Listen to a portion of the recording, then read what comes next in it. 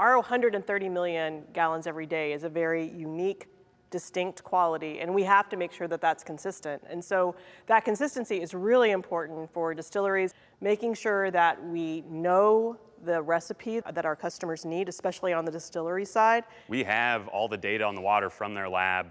They do daily measurements, they do a monthly kind of average of things. So that is a super cool thing for me, is that visibility into that. Because like, to me, it's a huge asset to have Louisville City water here and that quality of water for our fermentation specifically.